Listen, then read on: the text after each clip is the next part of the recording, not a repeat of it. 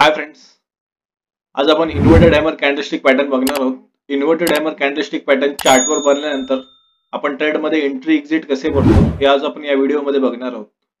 तर inverted hammer आहे हा एक बुलिश कॅन्डलस्टिक पॅटर्न आहे आणि तो डाऊन ट्रेंडच्या शेवटी पाहायला मिळतो आणि तिथून ट्रेंड बदलण्याची शक्यता असते.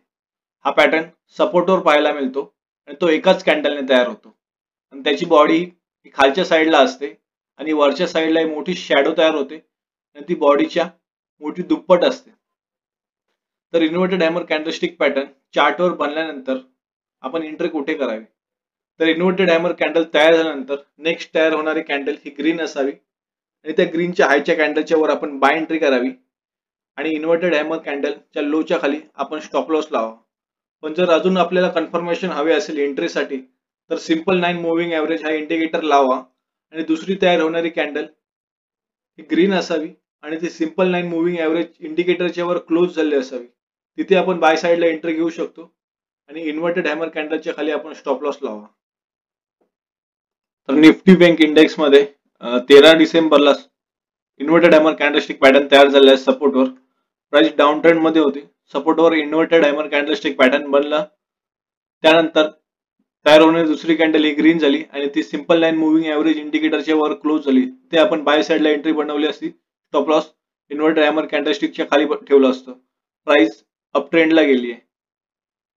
आयसीआयसीआय बँक लिमिटेड या कंपनीच्या चार्टमध्ये 13 डिसेंबरला इन्व्हर्टेड हॅमर कॅन्डलस्टिक पॅटर्न बनलेला आहे. प्राइस डाऊन ट्रेंड मध्ये होती. सपोर्टवर इन्व्हर्टेड हॅमर कॅन्डलस्टिक पॅटर्न बनलं. त्यानंतर तयार होणारी दुसरी कॅन्डल ही ग्रीन बनली. पण आपल्याला अजून कन्फर्मेशन साठी तयार होणारी कॅन्डल ग्रीन कॅन्डल ही सिंपल 9 मुव्हिंग ॲव्हरेज इंडिकेटरच्या वर क्लोज झाली असावी. इथे सिंपल 9 मुव्हिंग ॲव्हरेज इंडिकेटरच्या वर ग्रीन कॅन्डल क्लोज झाली. त्या साइडला आपण एंट्री घेतली आणि स्टॉप लॉस ग्रीन कॅन्डलच्या इन्व्हर्टेड हॅमर कॅन्डलच्या खाली लावला. प्राइस अप ट्रेंडला गेलेली आहे.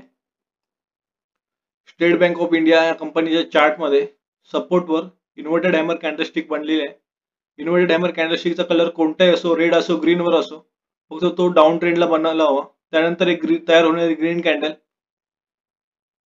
ही सिंपल 9 मुव्हिंग ॲव्हरेज इंडिकेटरच्या वर क्लोज झाली असावी.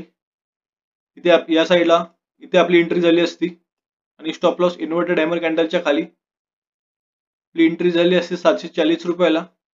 क्लोजिंग नेक्स्ट रेजिस्टन्स हा 750 रुपयाला होता.